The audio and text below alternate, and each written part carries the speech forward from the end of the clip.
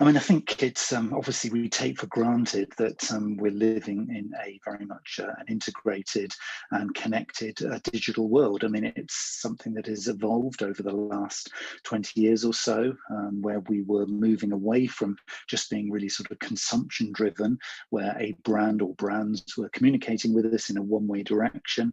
It is now very much ubiquitous. In other words, it's literally in the palm of our hands. It's on the desktop in front of us. It's in our kitchen. It's in our lounge, in our living room. It's everywhere. So wherever we happen to be, content and content is there available to us. And certainly video has been one of those things that has been increasingly present in the whole content mix that we have available to us as marketers. And our expectations as both consumers, but also as marketers, has started to really evolve. It is now very much in the palm of the hand, and we're seeing very much mobile video and mobile content being consumed. Smartphones are becoming cheaper by the day. There is an expectation now that we want the very latest apps, the very latest technologies, because we wish to be both connected and connecting. Certainly visual data has been the predominant data and content of choice in most recent years, and certainly we've seen, obviously, with the evolution of video-based and video-generating platforms, we've seen video coming to the forefront of the choice of content really going forward, not only from a consumer-to-consumer, peer-to-peer angle, but certainly brands now beginning to take video very, very seriously, and it becomes part of a content strategy. And that's something we're going to look at as we go through this particular presentation, because it's really important to understand if there is a place right here, right now for video in your mix. For me, one of the big things and the big differences over the last couple of years versus the previous world of considering video within content marketing is that video now has become the closest thing to a real world experience that we can get to. There's a lot of talk about augmented reality, virtual reality, wearing headsets, funky little glasses that can sort of give you augmented experience as you go around venues and the like. But to me, the practicality of creating, serving, and consuming high quality, not necessarily expensive, but high quality video is something that's actually available to us right here today. Whereas I think some of those other things, AR and VR, are still on the cusp of being achievable and realistic for most of us. They're not quite there yet. There are sort of cutting edge applications where you can sort of, spend a lot of money and a lot of resource trying to make things work, whereas video is right here available to us today. And as we're seeing from a lot of data in the last sort of 24 months, but certainly the last 12 months, the consumption of video is now the preferred medium of choice within most sectors, within most markets, and probably the predominance of your target customers. If you're watching or listening to this, it is now video that they are going to be presuming they're going to be getting from you. So there is a presumption that this is now the time for you, but you still have to justify it. It isn't just about jumping onto the bandwagon and saying, okay, I have to be doing video. You've still got to be able to prove the return on investment of the time and energy and potentially budget that you're going to spend here. So you have to prove the value, and that's what we're going to cover as we go through this session. So what we've seen really is an evolution. We've seen, a lot of data, a lot of opportunity coming through here. If you just do a search on content marketing or content management or content strategy, you will see a lot of infographics, a lot of research, and a lot of evidence, or you might even call it proof, that video is now essential in your marketing mix. And I think for me, if you're in a larger or medium to larger sized organization, now is the kind of time where you need to be gathering data that's going to back up your argument for increasing the use of video. It isn't just about going with a big budget expectation. This is something that you're going to need to justify. So by doing due diligence on your background research first, I think you're going to be in a position that is going to help you to argue and to justify the use of video within your organization. If you're in a small business or maybe a startup organization, then video probably will come as second nature to you, because you're probably feeling like you have to differentiate. You're probably feeling as though you have to kind of cut through the noise of image and text content that has become, ever present in all of the main social networks. And the answer is probably you do. And we're starting to see that as being a single way of actually sort of cutting through the noise. Because if you are looking to launch a new product or service, or launch a new business or brand, often the use of video is going to allow you to get up there and be playing with the big boys, literally from day one. So rather than having to create a content strategy based around words and images that gets consumed within the noise and chaos within people's timelines, if you can construct a good, powerful, really sort of, focused video, then you stand a chance of cutting through that noise.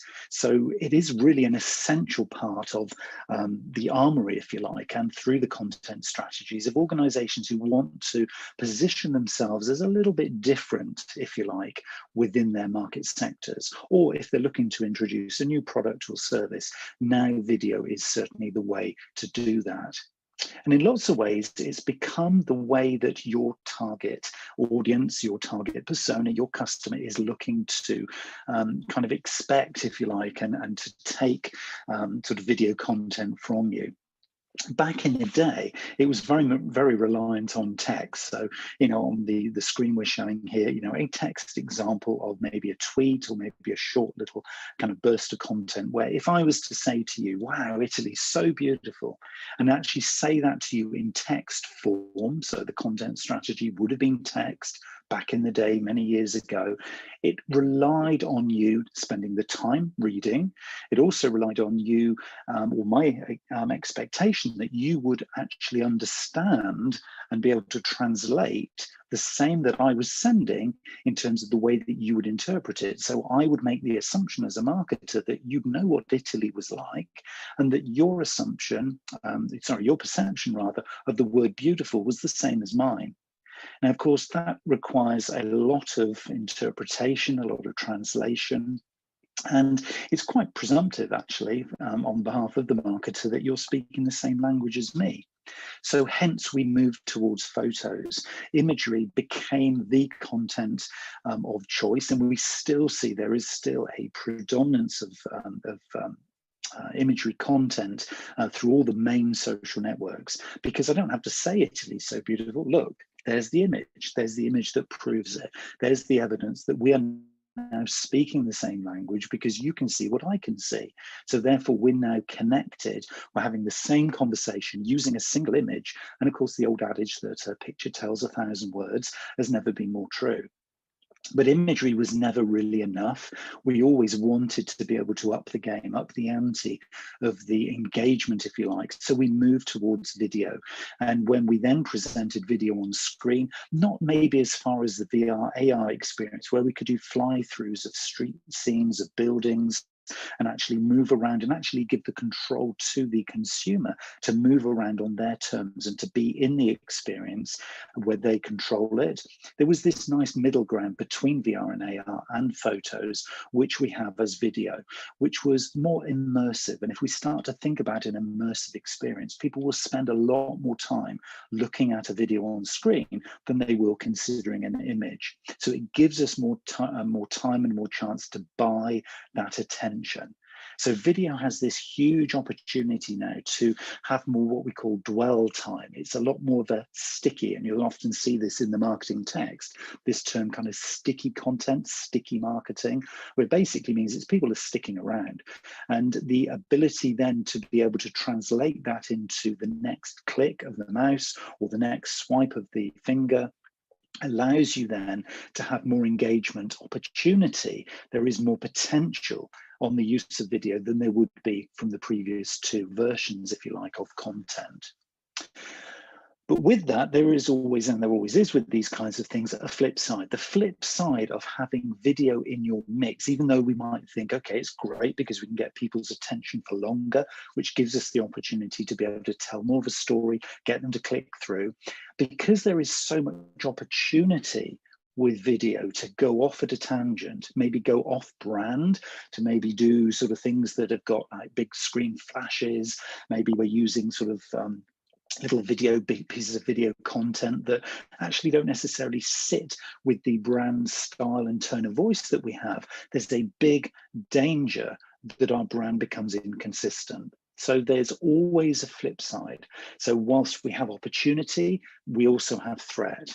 So what we're going to look at here are some very, very simple little techniques, some very simple little filters, if you like, and there are 5 of them that will allow us to decide whether or not a certain type of video content is going to be appropriate for us. And then what we're going to do is we're going to look at a particular platform, one that I would certainly recommend as being a good one to start off this journey, which will help you to create really quickly and efficiently some really strong, powerful, consistent video content that you can go away and test. And that's going to be another little point that I want to cover as we go through this. So for me, I've got a 5-step video plan, and this is a filter, if you like, as much as anything. So it's not a fully featured big kind of strategic marketing plan or anything like that. It's a 5-step process that I use to make a decision as to whether or not I'm going to be using video content for a particular activity, for a particular campaign, for a particular project. And it takes the form of 5 individual steps or little decision points to allow me to use video or not at a particular point in that journey. So the first step of my 5-step video plan is to make a decision within my target customer's journey as to where this campaign or project sits, as to whether video is appropriate as a content tool. So what I mean by that is using the social media rule of thirds. Okay, so I need to make a decision here at this point as to whether video is going to be right or wrong for me, so whether I'm going to use it or not, based around the social media rule of thirds. In other words, is my video going to be personal? So is it going to help me to tell a story that helps the target customer to understand more about my brand or my business and the people within it? Or is it going to help me to signpost to something that's going to help my positioning as a thought leader on a particular topic? Or is it going to help me with the final third, which is to promote? So I need to make a decision as to where in the customer journey. So is it to acquire a new customer? So does video fit here? Is it going to be to help with the conversion? Is video going to help me do that? Or is it going to be to retain an existing customer? Does video have a part to play for that? And if I decide where in the customer journey this video might fit, I've then got to decide out of the rule of thirds whether it's a personal, a point, or a promote. So it's not just a video, it's a video with a job description. It's a video with a very clear purpose. It's got to perform a function. It can't have multiple functions, because if it does, it's going to become confusing. It's going to become generic. It's going to become vague. So I've got to decide, is this a personal video? Is it going to help me to share what we do as a business, help to build on the brand? Is it a point one? So is it going to be part of my thought leadership position and signpost to some good content?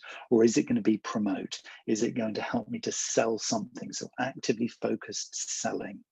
So is it personal, point, or promote? So that's the first filter in my decision as to whether or not video is going to be right here.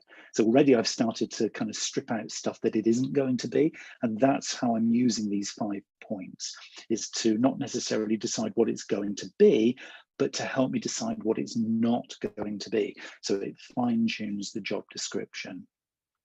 Second point, or the second step in my video plan, is to decide whether or not the video is going to be a stock video or a flow video. Now, these are a couple of terms that you'll see when you start to do a bit of a deeper research. If this is familiar to you, you'll know exactly why I'm talking about this. But if this isn't sort of familiar to you, then do a little bit of research on the differences between stock and flow video.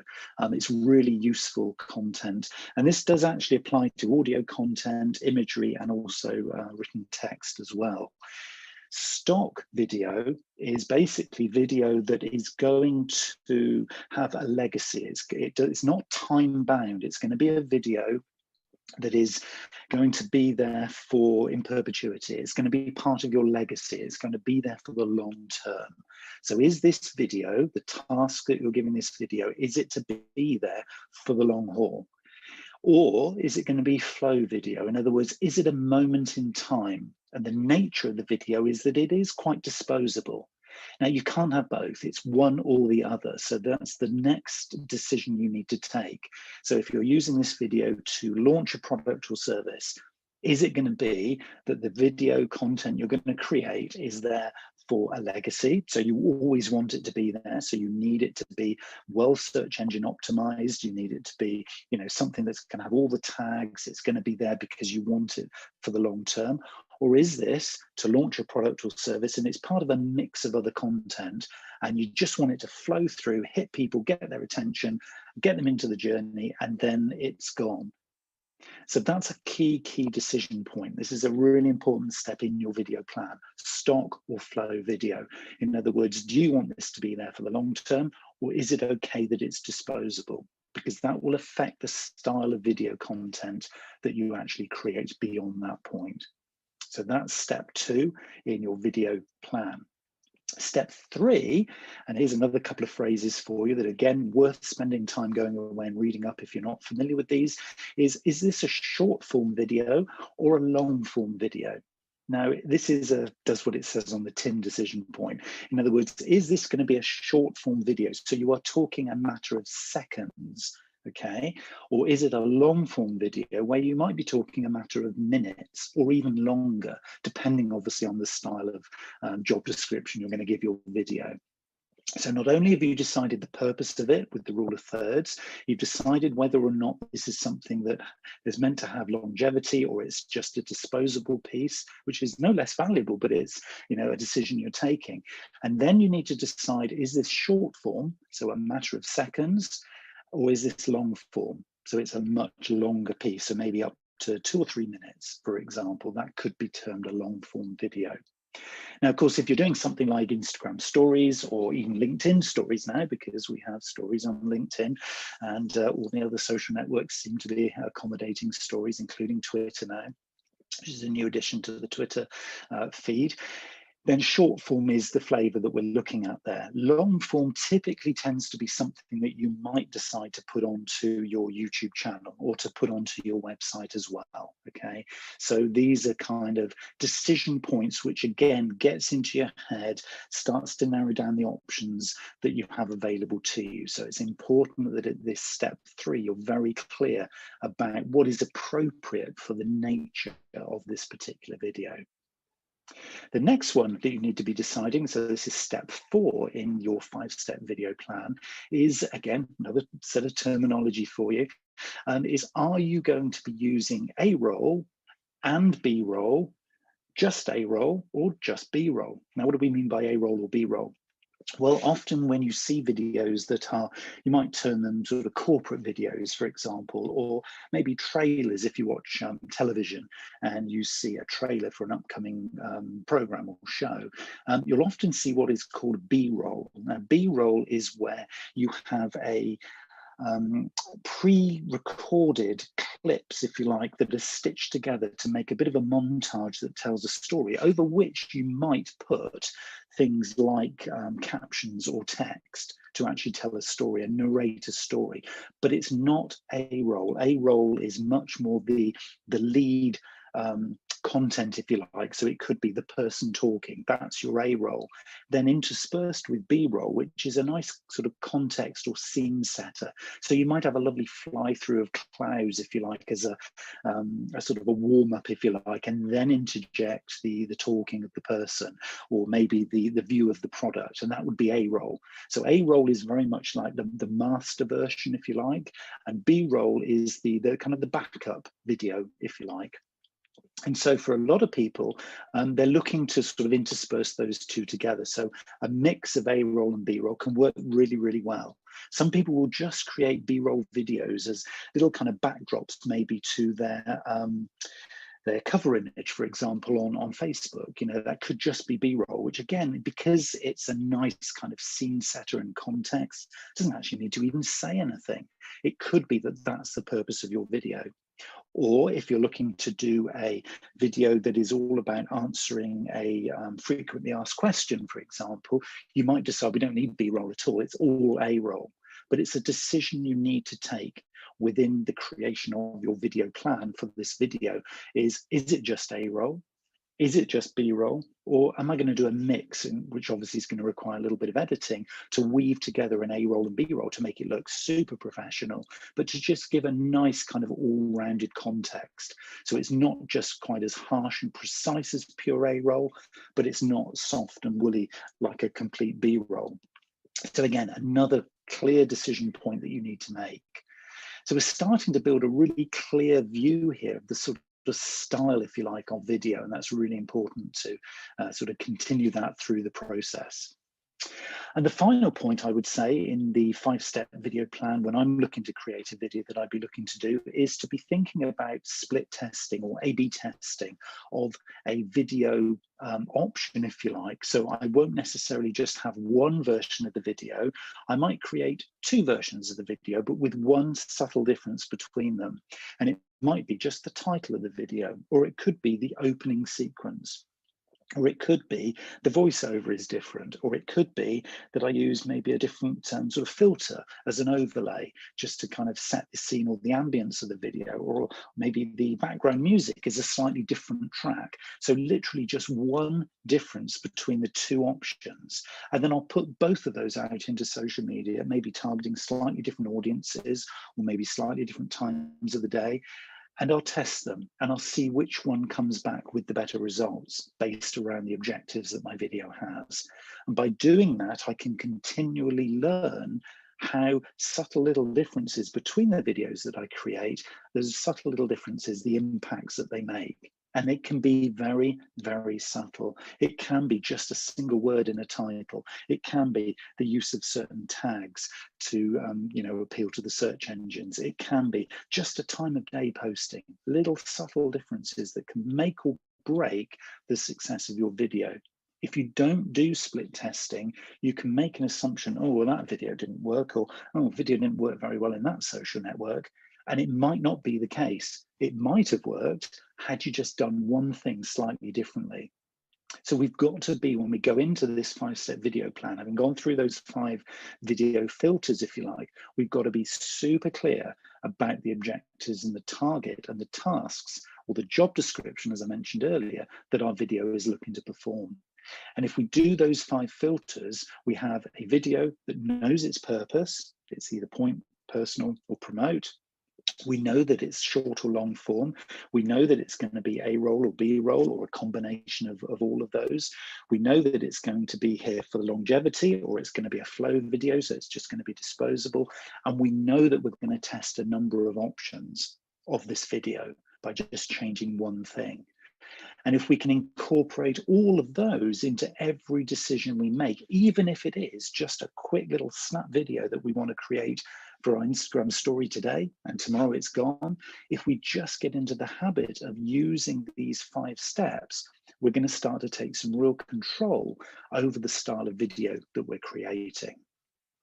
Now, of course, by just taking those 5 steps, what we've done is we've increased the amount of time that we're going to be spending on the consideration or the planning or the strategy around our choices of video. So you might be thinking, sat there now thinking, well, hold on, all I wanted to do is just a quick little video clip from the social media because, I just needed to put something up there. So sometimes that is the case. Sometimes you just want to be putting in fillers. Now, I wouldn't be a huge advocate of fillers because unless you're adding value, probably the answer is don't do it. But if you find that there is a time and a place for doing that, then what you'll probably want to do is to create something very, very quickly and very, very efficiently. So my content platform of choice for creating social media videos is a service called InVideo. It's invideo.io. And the reason I like InVideo is it does very, very simply offer up a series of templates. And I'll talk about templates in a minute.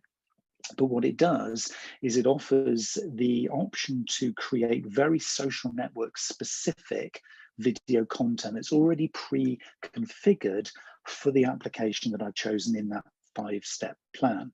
So for example, if I want to create a Facebook story, and I know that it's Facebook story because that's the purpose and the job description I've given it. So I know that it's flow. I know that it's a short form. I know that it's for a promote because I've got this thing I want to be promoting, say maybe tomorrow. So I want to create a quick Facebook story with that job description in mind. I can literally just click on InVideo's Facebook story and it will come up with a whole series of templates based around that. And if I want to do an Instagram post, Facebook newsfeed, a cover image, a landscape, a this, a that, or the other, they have options for each and every one of these, and they are already pre-configured to fit perfectly into each of those applications. And of course, the idea of going with pre-made templates is that the hard groundwork has already been done. So you don't have to spend the time in an intensive or heavy sort of video editing package because the template is already there and created at the format and at the pixel sort of layout, if you like, that is already set for that particular application. So that's why I'm a big fan of using templated as long as I've been through those 5 steps beforehand. If I haven't done those 5 steps beforehand, I've almost using something like InVideo, I've almost got too many choices and I'm sat there thinking, well, that's pretty, or that looks good, or well, that might make me look good. And then I go off brand and I get very distracted. So what I want to do is go through those 5 steps first to narrow down my options. So then when I arrive at InVideo, others are available, but if it's me, then I'll arrive at InVideo. I've got a very clear search criteria to find what I'm looking for. So I'll know the type of product I'm after. I know the application. I'll know that this is now an example on screen. I know that these are pre-made square Instagram post sort of friendly templates. So I know I'm in the right place. And then I can find something that I can use this pre-made template for to then upload my words, maybe upload my B-roll, maybe do a quick little voiceover, because I can then do literally click and drag into the templates to create it for that format and for that form. So this is a step-by-step process, and I want to keep sort of reiterating that this isn't just about, oh, you know, I need to create this great big strategy. You can literally do this on the fly when you need it, when you need to do fillers, as much as you do when you're actually looking to serve, if you like, a campaign or a bigger project where you might have multiple video sets that you're looking to create. But even so, something like InVideo gives you that option to maybe use the base sort of B-roll, or maybe the base kind of wording and audio and music, and there are pre-recorded music tracks on here that are license free. So again, lots of this is already set up for you, or you can bring your own into play. The nice thing about it is you can do this at scale. You can do this en masse for each of the social networks very, very quickly and efficiently. The other stuff that you can do in there, and again, this is where, you know, it is very much open to you to kind of figure out how you're going to use this. One of the things that I'm starting to explore, and I'm going to do this personally next year, and it's well worth you sort of thinking about this, is if you're using social media for other purposes, and kind of video is this sort of new consideration for you, and you're thinking, well, we do lots of blogs and they're kind of text blogs, maybe with an image, and we might want to do sort of a voiceover, so get somebody to read the blog and maybe turn that into a podcast. Of course, that would be a very logical thing to do, because you can literally just narrate your written blog and then you've got a podcast. And so that would be a nice, easy, sort of simple fix. You can take the same kind of logic and actually turn your written blogs or your podcasts into videos. Again, something like InVideo will give you a range of different templates that allow you to do that. And of course, with something like an approach with B-roll, if you can go and create maybe a folder full of B-roll content, so little video clips rather, that would actually be part of a storytelling process that you can actually put on as the backdrop for the narration of the story of your blog, then you've got yourself a vlog. So I think when people talk about vlogs and they think about, well, I've got to sit in front of the camera like an influencer does, I've got to be a real entertainer, I've got to be funny, I've got to be engaging, I've got to look great. Actually, that is only one form of vlogging. Another form of vlogging is to create video versions of your written blogs. So you could use B-roll and you could just narrate the story, and you would have a very potentially very successful extra media form to put into your mix. And so this story goes on and on and on. There are so many different forms that you can do. So once you've done your 5-step filter, once you've gone into something like in video, once you've started to explore what other kind of content can I repurpose and reuse, then you realize actually there is a huge amount of potential in this whole video thing. But where should you start? Well, for me, one of the best starting points here to just kind of get into the habit of thinking about video as part of the mix. And as we've already seen, it doesn't have to be particularly lengthy, it doesn't have to be particularly hard, but to get into the habit and the form of using video, one of the really nice things is maybe to go and experiment and create an intro or outro. So have your logos, have your brand style guidelines to hand, and go into something like in video and have a little play to create maybe a YouTube channel video. So this could be something that will just sit there. It could be, short form, which probably will be if it's going to be a logo intro outro kind of style video. But just go and see how the kind of the color, how the flow, how some of the animated graphics and some of the animations kind of works with your logo. Again, with something like in video, you can see your logo in the context of a moving background. And a lot of these are preset, and a lot of these you can configure the colors to suit your brand guidelines. So that to me is a really nice little starting point. And I've used the word B-roll quite a few times now. And I think if you wanted then to take that next step beyond creating an intro or outro YouTube channel video, which is just your kind of your calling card at the start or the end of a video clip that you're looking to create, is maybe then just go and maybe drop in a little B-roll clip. And you can find those on a whole range of different sort of free services like Pixabay, where you can actually go and get some free clips. Again, just to practice, license-free, royalty-free little video clips that you can use to test out this process.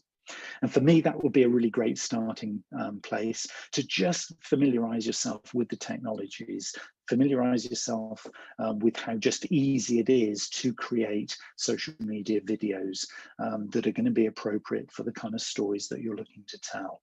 That would be my sort of recommended starting point. So what are your next steps? What are the things that you can do from this point to actually make video content within your social media a reality? Well, I'd say take 3 kind of stages here. First stage is to think about the target customer.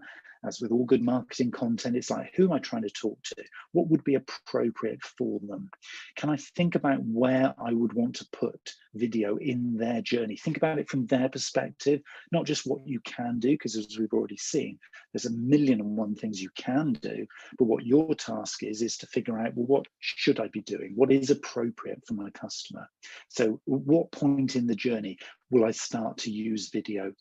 At the outset, maybe eventually and ultimately you'll be using video right throughout their journey, but for now, where would be appropriate? Think also about the rule of thirds. This is all about, am I going to use this video to promote? Am I going to use it to point and actually signpost to some interesting thought leadership stuff?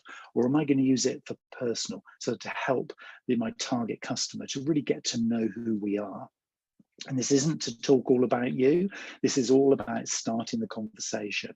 This is all about getting an immersive experience using video so that they start to realize it's not just the attention that you've grabbed, but there's actually a good purpose and a good reason for sticking with you on to the next point in their journey. And then the final thing I'd suggest you do is to think about that 5-step plan. So use those 5 stepping stones to filter down and filter out the things that you could do, and then really, really focus in on the things that you really should be doing for this one individual starting point video that you're going to test out. And I think if you take those 3 little guidelines, you should then really be able to kind of, cut out all the noise, create a really, really impactful, quick little video that you know is going to be, really hit the mark. The job description it's got, and then you can be using that testing I was talking about to maybe just test a little fine detail that you're going to use as a variant between 2 options. And then you can continuously improve the kind of videos that you produce. So those would be my starting points in your journey of creating effective videos within social media. So that was really what I wanted to kind of share with you. And for me, it's those 5 steps that are really important. Interested to know kind of both what you're thinking as a result of thinking about some of the terminology, some of those little filters I put in there, but also really answering any questions that you might have.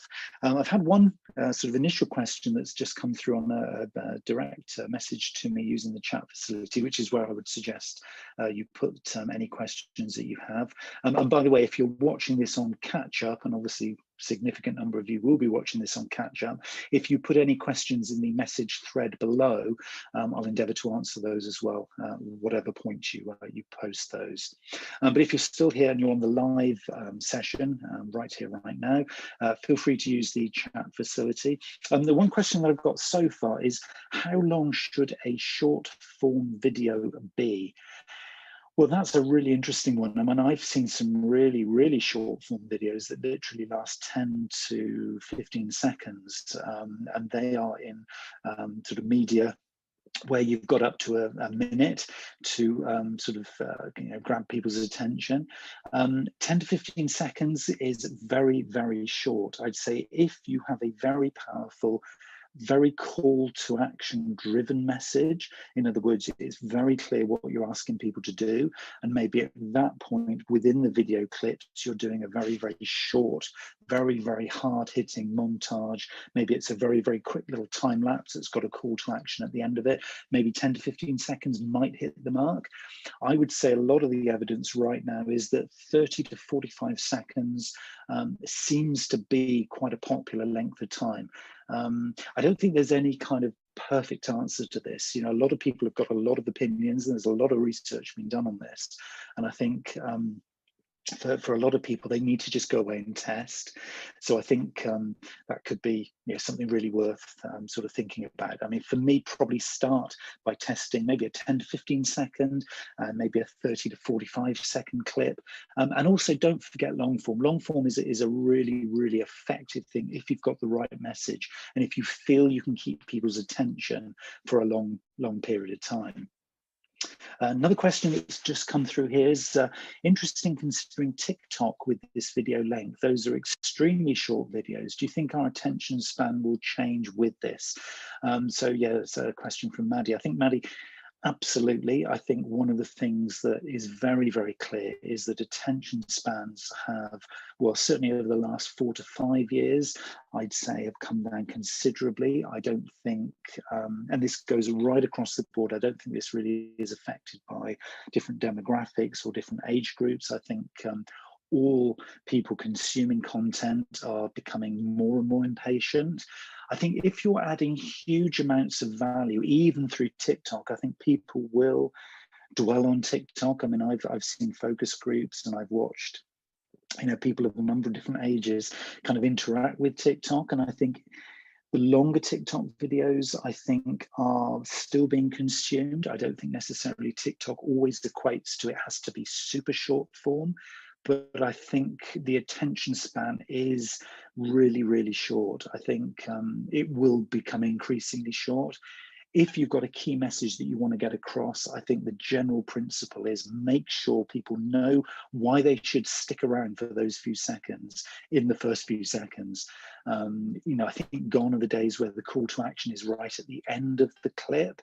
I think where you can get the call to action in early, I think that's a really, really good idea to do. You often see in the way that sort of pre and post roll advertising sort of appears in YouTube, for example, is that we see on a longer YouTube video, you might see that there are certain points in a longer video where you'll see the ad pop up. So the ad is pre-roll, so it's before the video starts. You might also see, I don't know, 30 to 60 seconds in, there'll be a little video clip. Then maybe another 10, 15 minutes in, you'll see a video clip. So what they're doing is they're kind of giving calls to action within the actual video.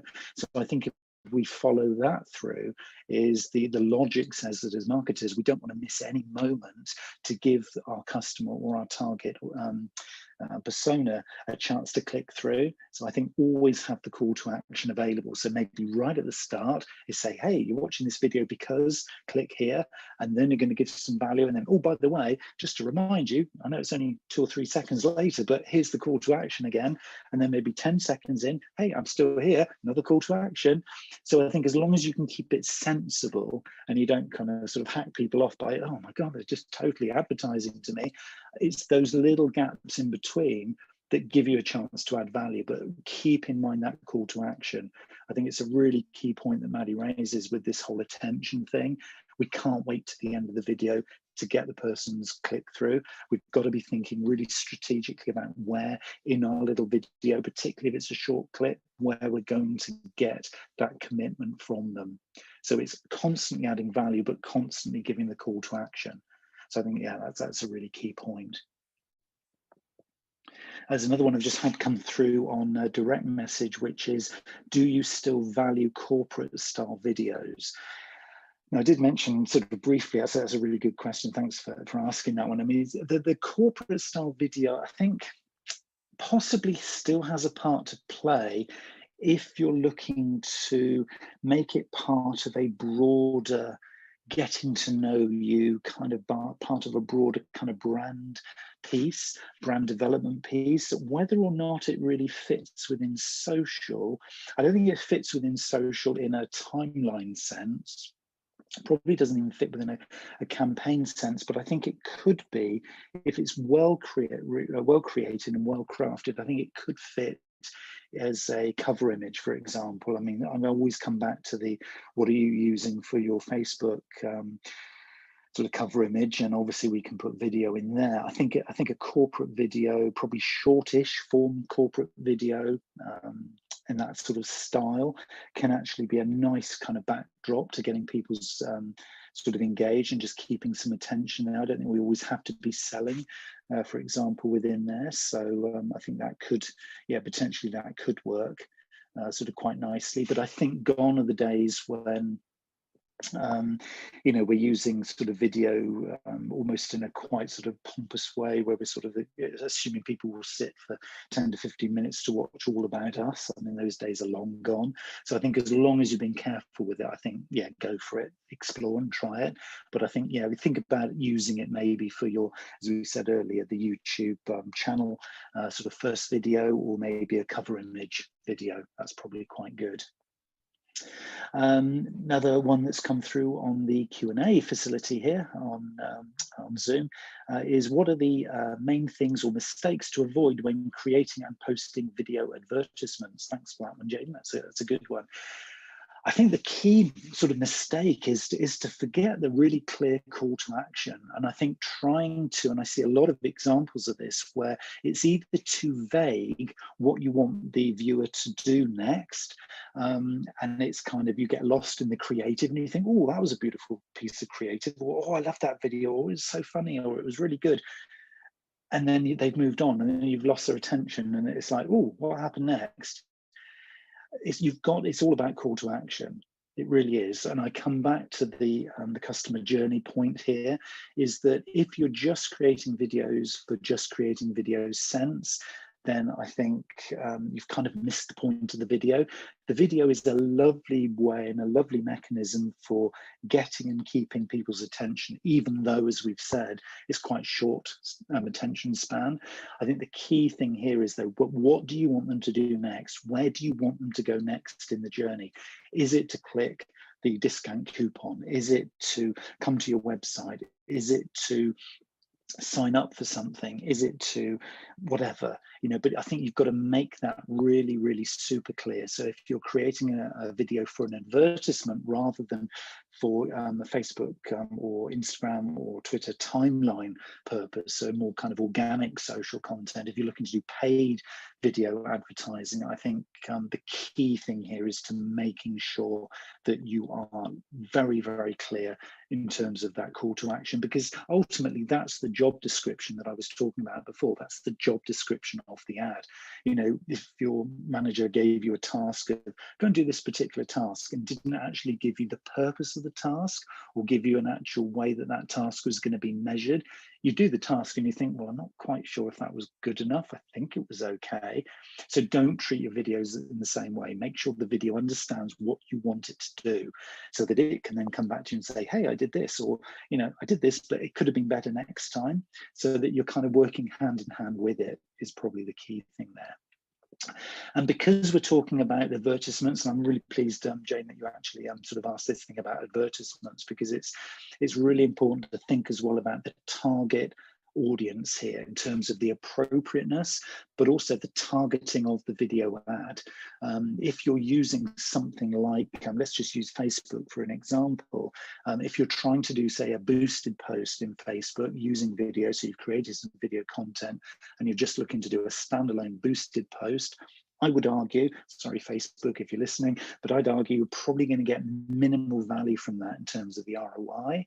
But if what you can do is you can use the business manager version of Facebook, that will give you a lot more targeted demographic information so that you really can focus in on your audience and really, really profile them. So you might have, for your video advertisements, you might have 5 or 6 different, subtly different versions for each of the target audiences that you have. And I'd say that's probably the most important thing over and above the call to action that you can do, is think about the audience and maybe then slightly tune certain elements of your video creative, and also the placement of it. And obviously the social network of choice there is going to be an important one, just so that you keep it really, really focused and targeted. So great question. Thanks for that. Multiple sort of elements to that. So it was kind of multiple questions in one. So yeah, well asked. Another one that's come through here is, does or can video work for all industries, or do only certain ones get good views? Now that is a really, really interesting question. I still hear some clients and potential clients say, oh yes, well, we don't really use social media because, you know, our target audience isn't really in social media. They're an older generation. I'd say, well, actually, then you don't really know your audience very well. And I see this all the time, and I hear this all the time, and I still do. And it amazes me that, you know, it's like, often sort of companies who have not really kind of dabbled or tested or played with this often make this kind of glaringly wrong assumption that their target audience actually isn't on social. The world is in social. You know, I think we've seen, certainly since lockdown, we've seen obviously that just the sheer numbers of people and the eyeballs now that are looking in social media, and the massive growth of LinkedIn over this last 12 months is, you know, just one example. I think it's just a case of where are they and how do you find them? So I don't think that there's any industry where you could say social video isn't appropriate. I think everybody, if you can get them right, if you can do those 5 steps, the 5-step plan, if you can figure out, okay, they might not dwell for 5, 10, 15 minutes to watch a video with you, but just getting their attention through a little, oh, that's quite interesting, well, that's quite good. Even if it's just a little quirky ad for 5, 10 seconds, that might even be just enough. You've got to figure out, and this is where the task comes in, you've got to figure out what is appropriate and where is it appropriate. So I would say that every industry, I'd say that every demographic is now in social. I'd say there isn't an age profile here that can restrict you. And actually what you could argue is that if the rest of your industry, and if you're in a very specific niche sector, and you say, well, none of us in our industry do this, well, I'd say that's great news, because here's a chance for you to actually be the first in. Here's a chance for you to not have all the noise that most of us face. So if it's something that's quite new to your industry, I'd say go for it. Go and try and go and play. I think the only limitation is the time that you're going to spend testing out all the different options to finding it and getting it to work. So I think it's a huge opportunity. So do only certain industries get good views? I don't think that's right. I think there is a potential for every industry, every sector to get good views. I think the limiting thing is that we haven't necessarily in all industries spent the time to figure out how. And I think that's the key thing.